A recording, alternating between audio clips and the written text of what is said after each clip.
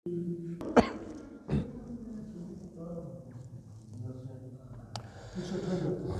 باللہ من الشیطان الرجیم بسم اللہ الرحمن الرحیم ان الذین فرقوا دینہم وکانوا شیعا لست منہم فی شیء انما امرہم الی اللہ ثم ینبئہم بما کانوا یفعلون صدق اللہ العظیم رب اشرح لی صدری ویسر لی امری واحلل عقدۃ من لسانی یفقہوا قولی اللہم صلی علی محمد وعلی آل محمد کما صلیت علی ابراہیم وعلی آل ابراہیم انک حمید مجید۔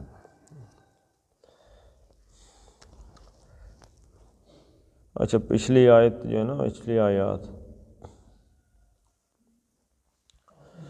اب ان کی یہ ان الذین سے بات شروع ہو رہی ہے، تو اس کا مطلب ہے پچھلی بات ختم ہے، ان سے بات شروع ہو کے ایک نیا مضمون سامنے آ رہا ہے۔ اگر پچھلی بات کا تسلسل ہوتا تو کیا ہوتا؟ والذین، ان الذین، ان بے شک، تاکید کے لیے الذین، اس میں اسم الموصول، موصول کسے کہتے ہیں جی؟ ان الذین فرقوا، بے شک وہ جو فرقوا،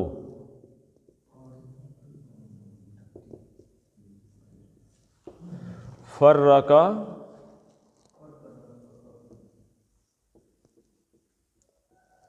فرقا یفرقو،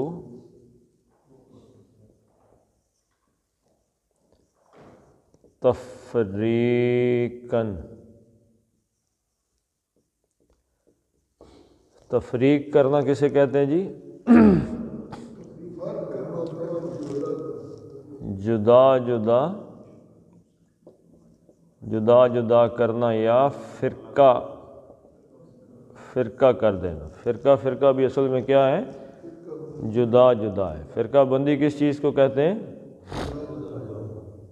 ہر بندے کی اپنی علیحدہ ہی، آپ شہر کے اندر چلے جائیں تو ہو سکتا ہے ایک محلے میں 3 مسجدیں ہوں۔ انہوں نے کیا کیا کہ محلے کو مسجد کے اعتبار سے جدا جدا کر دیا۔ ان الذین فرقوا، ٹکڑے ٹکڑے کر دینا۔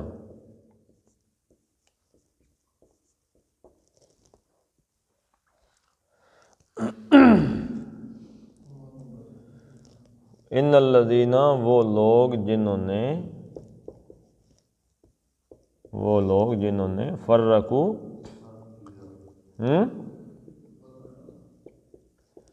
ٹکڑے ٹکڑے کر دیا۔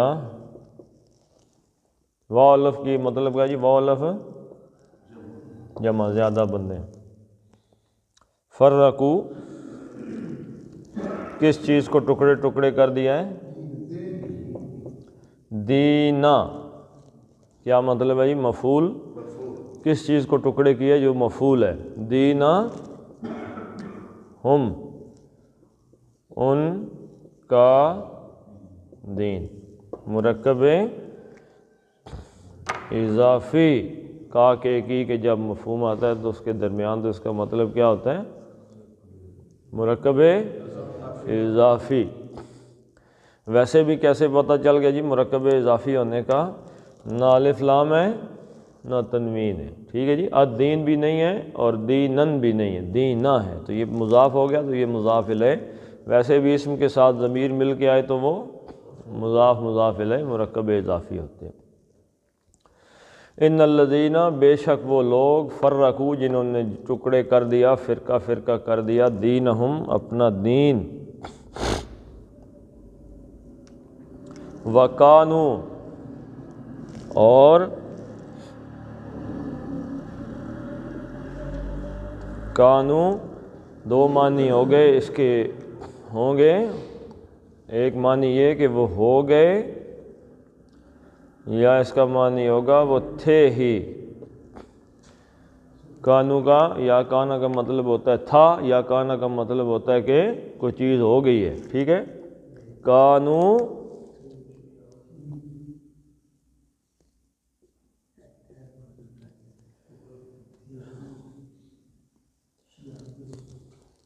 شیعہ ان، شیعہ کس کو کہتے ہیں جی؟ شیعوں کو یہ بڑی ہے جی کہ ہمارا نام قرآن میں آیا ہے، وہ گروہ بن گئے،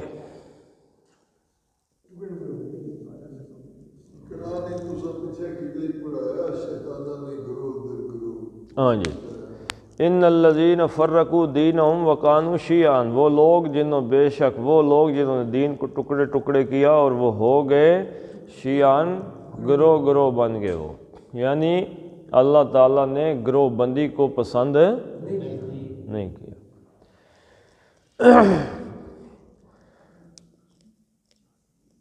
اللہ کے رسول صلی اللہ علیہ وسلم کے علاوہ جو بنیاد بھی گروہ بندی کی ہے وہ اللہ کو پسند نہیں ہے۔ کیا بنیاد ہو سکتی ہے؟ اور گروہ بندی کی سب سے بڑی بنیاد ہو سکتی ہے نسل، نسلی طور پہ میں عرب ہوں، میں راجہ جی، میں سید ہوں،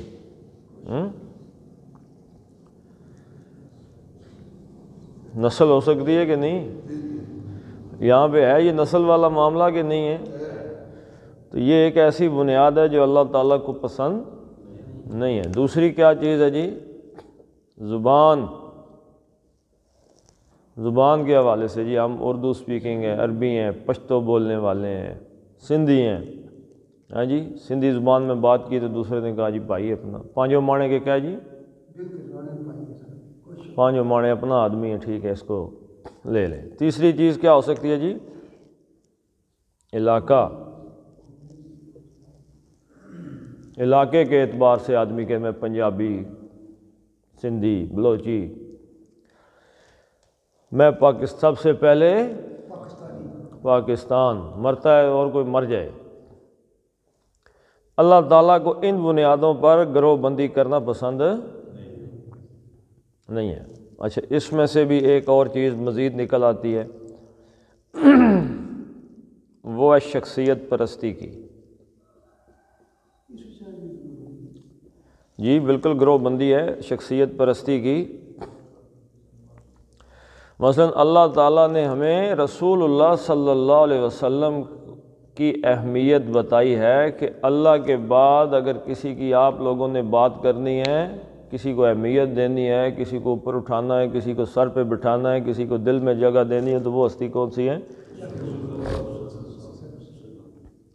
اللہ کے رسول کو چھوڑ کے کسی اور ہستی کو اٹھا کے 24 گھنٹے سر پہ بٹھا لو،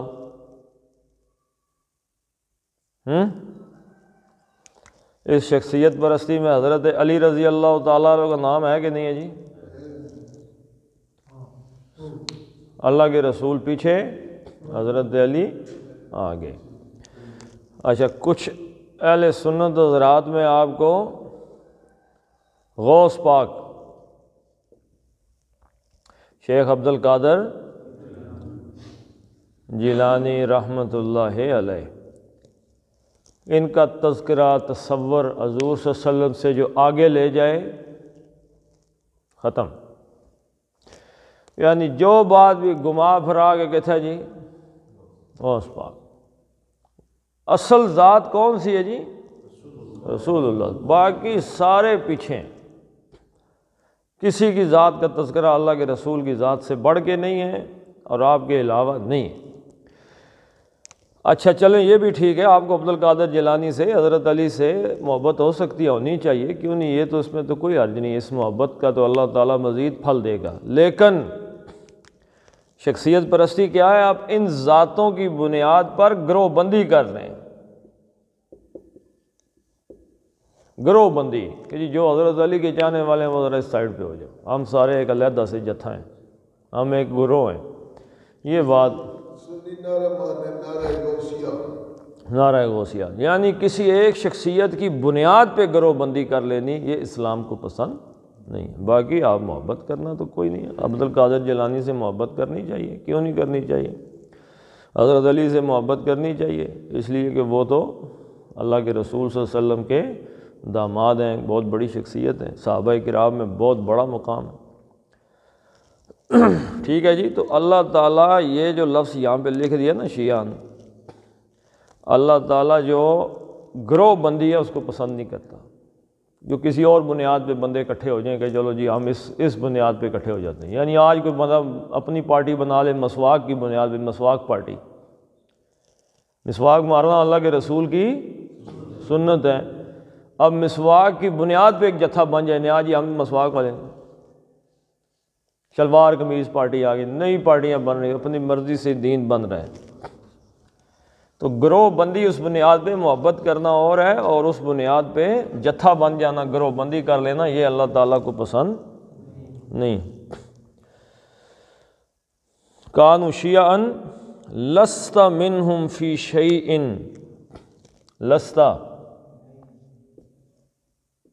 لستا کا کیا مطلب ہے جی؟ ہیں یہ آخر میں تیز ابرتا آ گیا تو کچھ اس کا پتہ لگ گیا کہ نہیں؟ مفعول تو کیسے ہوگا جی؟ ابھی مفعول تو بعد میں آئے گا نا۔ لیسا، لیسا کا مطلب کیا ہے؟ یہ پوری گردان ہے 14 سیغوں کی، لیسا، لیسا، لیسو، لیسا وہ ایک واحد مذکر غائب کی نفی ہو رہی ہے، وہ نہیں۔ لستا،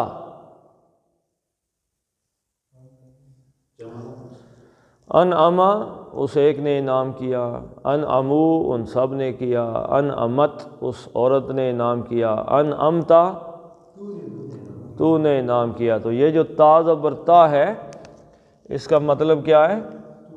تم،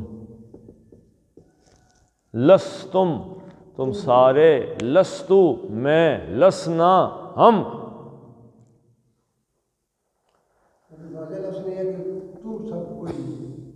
نا یہ ایک واحد کا ہے نا، لستا مطلب تو ایک، یعنی کس سے خطاب ہو رہا ہے جی یہاں پہ؟ اللہ کے رسول صلی اللہ علیہ وسلم سے، ہاں جی۔ اس لیے یہاں پہ کیا لکھیں گے؟ تم نہیں لکھیں گے، کیا لکھیں گے جی؟ آپ، لستا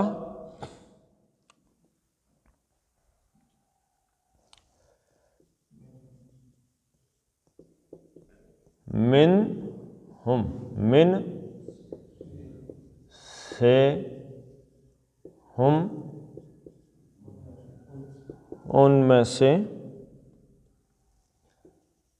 فی میں، شیئن کچھ بھی، لست منہم فی شیئن،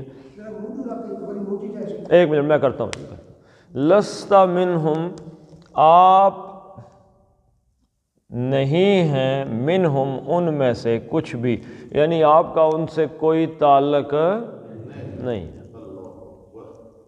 یہ جن لوگوں نے دین کو ٹکڑے کر دیا اس بنیاد پر ہے نبی صلی اللہ علیہ وسلم، آپ کا ان کے ساتھ کوئی تعلق نہیں۔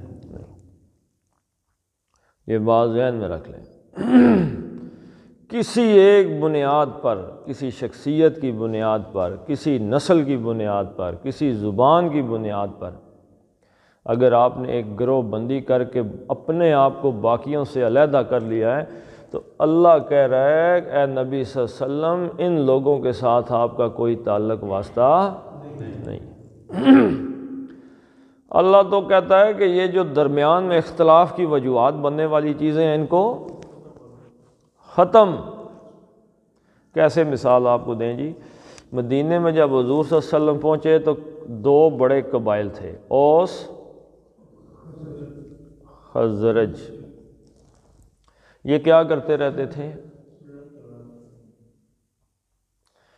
شفا حفرۃ من النار، وہ آگ کے گڑھے کے اوپر پہنچ چکے تھے، فانقذ اور اللہ کے رسول صلی اللہ علیہ وسلم نے آگے ان کو پکڑ لیا، بچا لیا۔ فَأَلَّفَ بَيْنَ قُلُوبِكُمْ، اور اللہ نے ان کے دل میں محبت پیدا کر دی۔ اوس خزرج باقی رہ گئے نہ، ختم ہو گئے۔ ان کا دونوں کا نام کیا پڑ گیا جی؟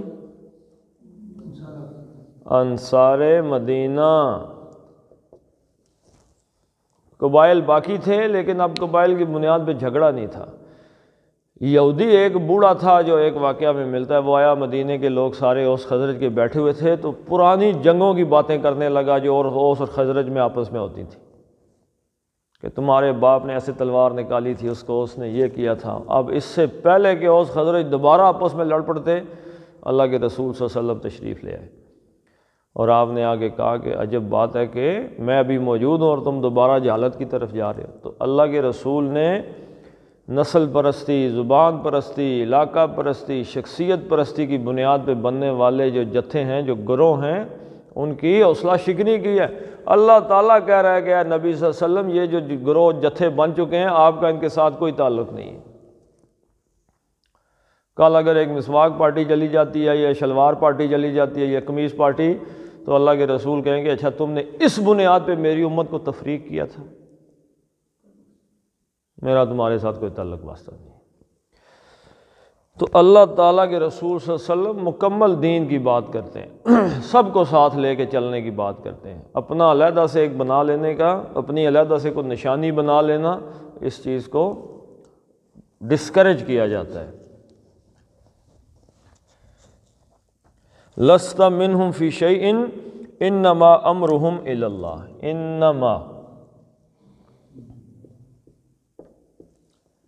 انما انا حرف تاکید، بے شک، مائے کافہ، یہ کیا کرتا ہے جی؟ مائے کافہ، یہ جو انا کا عمل کیا ہوتا ہے میں نے آپ کو بتایا، انا کیا کرتا ہے؟ اپنے اسم کو زبر دے دیتا ہے، لیکن جب یہ ما آ جاتا ہے اس کے ساتھ مل کے تو پھر اس کا جو یہ عمل ہے یہ ختم ہو جاتا ہے۔ آگے کیا ہے جی؟ انما امرو، اگر یہ ما نہ ہوتا تو انا کے بعد کیا آتا؟ امرا، کیونکہ انا نے عمل کر جانا تھا اور اس کو زبر دے دینی تھی۔ انما، بے شک، امرو ہم، امر کا مطلب کیا ہے جی؟ کام، معاملہ۔ اب یہ الامر بھی نہیں ہے، امرن بھی نہیں ہے، تو یہ کیا بن گیا جی؟ مضاف بن گیا، مضاف مضاف الیہ مرکب اضافی، ان کا کام، ان کا معاملہ۔ انما امرہم، بے شک جو ان کا معاملہ ہے، الی اللہ، یہ اللہ کی طرف ہے، اللہ جانے اور وہ جانے۔ یعنی مراد یہ ہے کہ اللہ تعالیٰ نے اوپر کہا ہے کہ وہ مجھے پسند نہیں ہے، اے نبی آپ کا اب ان کے ساتھ کوئی تعلق واسطہ نہیں، میں جانوں اور میرا کام جانے، ان کا معاملہ اللہ کے پاس ہے۔ ثم، پھر، فا جو ہے نا، فا آتا ہے نا، فا کا مطلب پس ہے، یہ بھی اسی معنی میں ہے، لیکن فا جو ہے یہ قریب کے لیے آتا ہے، اور ثم بعید کے لیے آتا ہے، بعد کے ٹائم کے لیے، ٹھیک ہے جی۔ الی اللہ، انما امرہم الی اللہ، اللہ ان کا معاملہ بے شک اللہ تعالیٰ کے پاس ہے۔ ثم، پھر،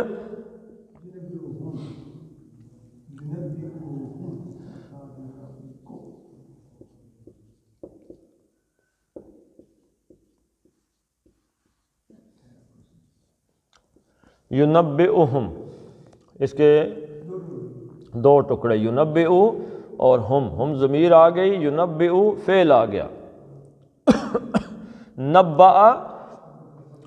نبا کہتے ہیں ایک عام ترین خبر کو، ایک چھپی ہوئی خبر کو، ایسی خبر جو کہیں پہ کوئی اثرات ڈال سکے، جس کا عام آدمی کو اس سے پہلے پتہ نہ ہو، نبا اس کو کہتے ہیں۔ نبا کہتے ہیں کہ اس نے وہ خبر دی، نبا، ینبئو وہ خبر دیتا، یا کا مطلب کیا ہے؟ وہ، یہ باب تفعیل ہے، متعدی کا صیغہ ہے، مضارع، نبأ ینبئ، وہ خبردار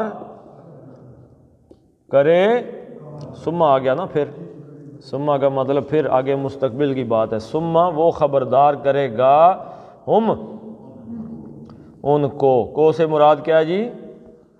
اردو میں کو کا مطلب کیا ہے؟ مفعول کے لیے آتا ہے، یعنی فعل کے ساتھ جب ضمیر جڑ کے آئی ہے تو یہ کیا بن گئی ہے؟ مفعول بن گئی ہے۔ وہ خبردار کرے گا، ینبئہم ان کو خبردار کرے گا، بما بازر بھی نہ سبب نہیں جی، خبردار کرے گا بازر بھی بارے میں ساتھ بھی مطلب آ جائے گا، ما جو کچھ، ما موصولہ جو کچھ، پھر وہی کنسٹرکشن آ گئی، کانو ماضی، ہاں جی، کانو یفعلون،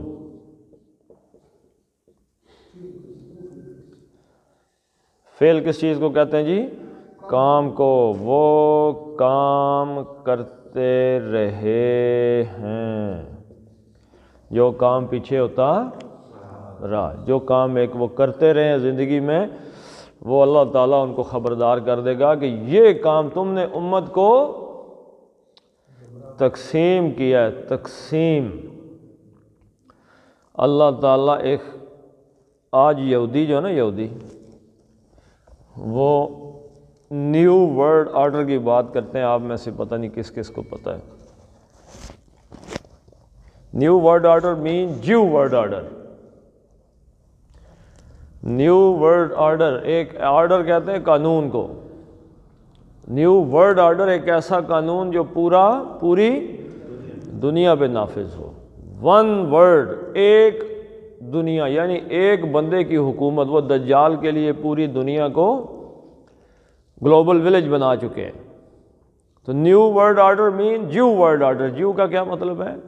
یہودیوں کا ورلڈ آرڈر، اور ایک اللہ کا ون ورلڈ آرڈر آئے گا، جو کہ وہ اسلام بھی یہی چاہتا ہے، جو یہودی بات کر رہے ہیں نا کہ ایک پوری دنیا کی حکومت ہو، تو اسلام بھی تو یہی چاہتا ہے کہ پوری دنیا پہ ایک حکومت ہو اللہ کی، وہ آئے گی، ضرور آئے گی، حضرت عیسیٰ اور حضرت مہدی کے زمانے میں پوری دنیا پہ ایک حکومت ہوگی۔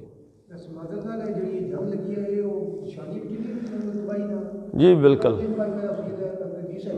بس بسم اللہ مسجد اقصیٰ گرنے سے ہوگی، مسجد اقصیٰ گر گئی تو سمجھ لیں کہ پھر مسئلہ اب ختم، اب اگلا فیز شروع ہو جائے گا، پھر دنیا کی خواب اور لمبے خواہشیں وہ ختم، پھر اس کے بعد کچھ نہیں ہے۔ تو پتہ نہیں کیا بات ہے نا، کانو یفعلون، جو کام وہ کرتے رہے۔ ہاں، جو بات میں کہنے لگا تھا کہ اللہ تعالیٰ قرآن حکیم میں کیا گیا، وَاعْتَصِمُوا بِحَبْلِ اللَّهِ جَمِيعًا وَلَا تَفَرَّقُوا، اللہ کی رسی کو مضبوطی سے پکڑ لو اور فرقوں میں تقسیم نہ ہو۔ تو اللہ کے پاس ایک بندہ جائے جو اس نے فرقہ بندی کی ہے کسی بنیاد پہ، تو اللہ کو تو یہ پسند ہی نہیں ہے، وہ تو کہ دین کے ٹکڑے کر دیے تم نے، مسلمانوں کے ٹکڑے کر دیے۔ اب دیکھیں، سب سے پہلے 1924 تک ایک خلافت تھی، اس کا نام کیا تھا جی؟ خلافت عثمانیہ۔ جب خلافت عثمانیہ آج کل ڈرامہ بھی لگتا ہے، میں نے کبھی دیکھا تو نہیں، لیکن اس میں کچھ سلطان عبدالحمید، خلافت عثمانیہ جب یہ ختم ہو گئی تو اقبال نے ایک شعر لکھا تھا، اگر عثمانیوں پہ کوہ غم ٹوٹا تو کیا غم ہے۔ علامہ اقبال نے ایک شعر لکھا تھا، اگر عثمانیوں پہ کوہ غم، کو کس چیز کو کہتے ہیں؟ پہاڑ کو، کوہ غم ٹوٹا تو کیا غم ہے کہ خون 100,000 انجم سے ہوتی ہے سحر پیدا۔ انجم کس چیز کو کہتے ہیں؟ ستارے کو، 1000 انجم، خون 100,000 انجم، 100,000 100,000 کا کیا مطلب ہے؟ لاکھ، 100,000 کس کو کہتے ہیں؟ 1,00,000 کو، کہ خون 100,000 انجم سے ہوتی ہے سحر پیدا۔ یہ لاکھوں چراغ خون کے جلتے ہیں تب جا کے صبح ہوتی ہے، ایسے نہیں ہوتی۔ اگر عثمانیوں پہ کوہ غم ٹوٹا تو کیا غم ہے کہ خون 100,000 انجم سے ہوتی ہے سحر پیدا۔ تو خلافت عثمانیہ مسلمانوں کا ایک لیڈر، ایک رہنما، اس کی ایک بات پہ سارا علاقہ، اس کو کیا کیا؟ ٹکڑے ٹکڑے کر دیا عربوں نے، باقی ملکوں نے، یہ عمان، یہ مسقط، یہ فلاں، یہ سعودی عرب، یہ یو اے ای، یہ وہ، اپنے اپنے علیحدہ ہو گئے۔ پھر ایک ہندوستان بر صغیر، پاک و ہند، ایک ایسی ریاست تھی جس میں مسلمان اکٹھے تھے۔ مسلمانوں کو انہوں نے اکٹھا نہیں رہنے دیا۔ یہ جو تقسیم ہوئی نا، پاکستان انڈیا بن گیا، اصل میں کوئی اور تقسیم نہیں ہوا۔ تقسیم کون ہوا ہے؟ سکھ سارے ایک جگہ پہ رہ رہے، ہندو سارے انڈیا میں چلے گئے، آدھے مسلمان پاکستان میں آ گئے، آدھے انڈیا میں چلے گئے، باقی کو بنگلہ دیش میں لے گئے، مسلمانوں کے تو ٹکڑے ہو گئے۔ آج ویسے آپ بتائیں، کرکٹ میچ دیکھتے ہوئے آپ بنگلہ دیش کے ساتھی ہیں کہ دشمن؟ دشمن۔ بنگلہ دیشی ہمارے ساتھی ہیں یا دشمن؟ دشمن۔ انڈیا ہمارا، مسلمان انڈیا کا پاکستان کا دشمن ہے کہ ساتھی؟ پاکستانی ان کے دشمن ہے کہ ساتھی؟ اچھا، ایک بچ گیا تھا افغانستان، اب کرکٹ میچ دیکھیں، لوگوں نے افغانستان کے خلاف نعرے بازی کی۔ تو یہ جو مسلمان اس ایریے میں رہتے تھے، جو ایک بڑی طاقت بن سکتے تھے، کل آنے والے وقت میں ان کو انہوں نے آپس میں لڑا دیا ہے۔ اب آرڈیننس آ گیا، نکالو جی افغانیوں کو یہاں سے نکال دو۔ افغانی یہاں سے کون چلے گئے؟ جو چھلی بیچ رہا تھا، جو کپڑے، وہ چلے گئے سارے۔ جو ڈاکو ڈکیت تھے، جو اسلحے وغیرہ کا پاؤڈر کا کام کرتے ہیں، وہ گئے سارے۔ نفرت بڑھ گئی ہے، نتیجہ کچھ بھی نہیں نکلا۔ ہماری ایجنسیز اللہ کے فضل سے سوئی ہوئی ہیں، انہیں پتہ ہی کوئی نہیں ہے کون کہاں پہ رہ رہا ہے۔ بس ٹھیک ہے، ویسے کبھی چھاپا مارا، پیسے چار جیب میں ڈالے، آگے نکلو۔ بہت سے ایسے ٹیکس کلیکٹر ہیں ہمارے پاکستان میں جو آتے ہیں، ٹیکس بنتا ہے 50,000، وہ اپنا 10 لے کے جیب میں ڈالتے ہیں اور چلے جاتے ہیں، چلو ٹھیک ہے مٹی پاؤ۔ 10 لیے نا، 5-10 لاکھ بن گیا، اوپر بھی تو دینا ہوتا ہے نا۔ یہاں پہ ایک وزیر اعظم صاحب کا جلسہ ہوا تھا ٹیکنیکل ٹریننگ انسٹیٹیوٹ کے اندر، تو پیسے کس نے ڈالے تھے جلسہ کرانے کے؟ پٹواریوں نے۔ تو اب ان پٹواریوں نے کون سا آپ کو ریکارڈ دینا جنہوں نے جلسے کرانے ہیں حکومت کے؟ تو بیسیکلی اللہ تعالیٰ کو، اچھا پھر ان کو یہ خطرہ پڑ گیا، یہ پاکستان ایک ملک بن کے سامنے آ گیا ہے، یہ کچھ نہ کچھ کر سکتا ہے، اس میں پوٹینشل، اگر یہاں سے دین کی بنیاد پھوٹ پڑی تو ہو سکتا ہے یہاں سے دین پوری دوبارہ انڈیا پہ قبضہ کر لے۔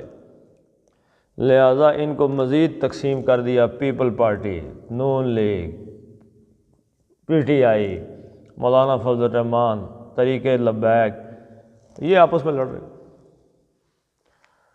اور یہاں پہ کون سا دین؟ یہ دین ہے جس کو پہلے ہی انہوں نے ٹکڑے کر کے ملکوں میں تقسیم کر دیا۔ ملکوں کے بعد ایک ملک کے پاس کو طاقت تھی، شاید یہ اکٹھے ہو کے کسی ایک مشن پہ لگ جائیں، ان کو آپس میں لگا دیا۔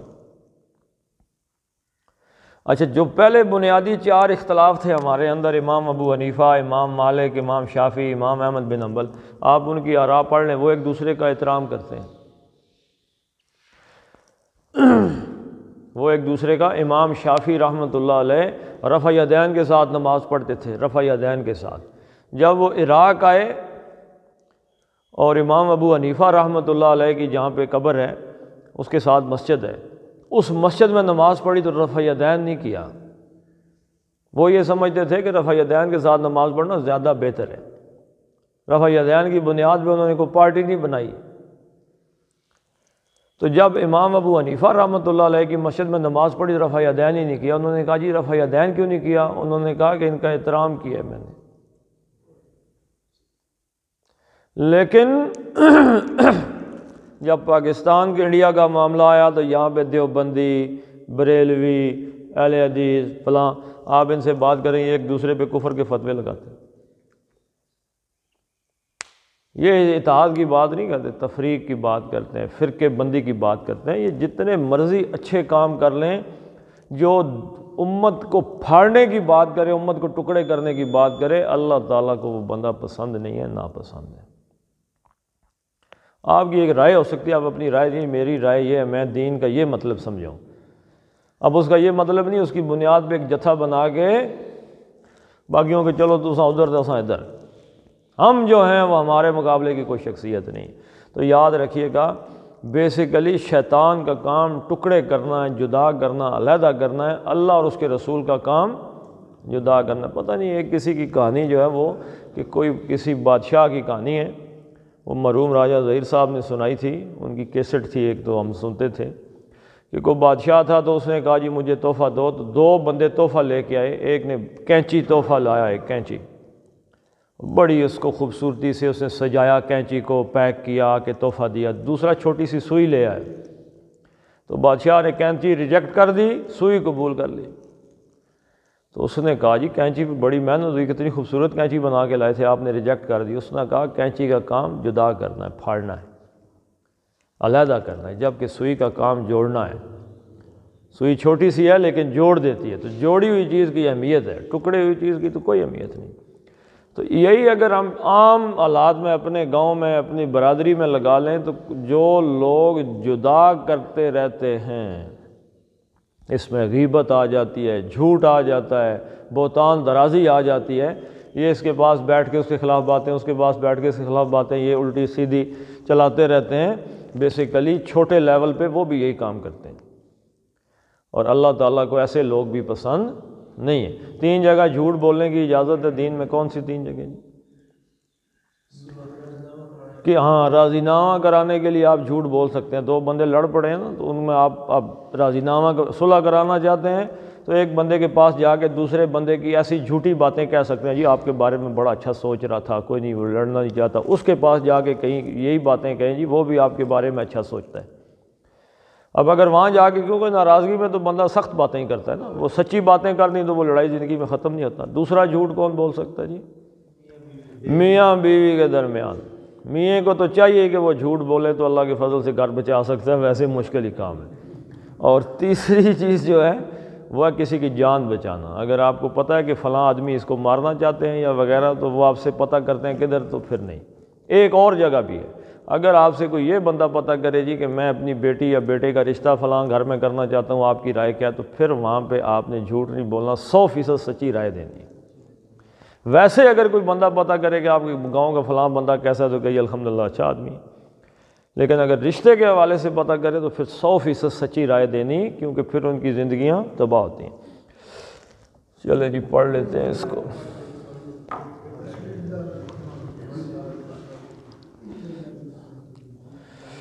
ان الذین فرقوا دینہم وَكَانُوا شِيَعًا، یعنی آگے لام آ گیا ہے، شیعًا تھا تو ان کا جو نون ہے اس کے آگے لام آیا تو وہ اس کو مل گیا یرملون کے قاعدے کے تحت۔ شیعًا لست منہم، نون کا اظہار ہوگا یا کہ اخفا؟ کیوں جی؟ ہاں آگے ہلکی آگے، منہم فی شیء انما امرہم الی اللہ ثم ینبئہم بما کانوا یفعلون۔ صدق اللہ العظیم۔ اللہم صلی علی محمد وعلی آل محمد کما صلیت علی ابراہیم وعلی آل ابراہیم انکا حمید مجید۔ اللہم بارک علی محمد وعلی آل محمد کما بارکت علی ابراہیم وعلی آل ابراہیم انکا حمید مجید۔ اللہم اغفر لهم وارحمهم وحاسبهم حسابا یسیرا وادخلهم الجنہ واعذهم من عذاب القبر ومن عذاب النار۔ اللہم اذہب الباس رب الناس واشف انت الشافی لا شفاء الا شفاؤک شفاء لا یغادر سقما۔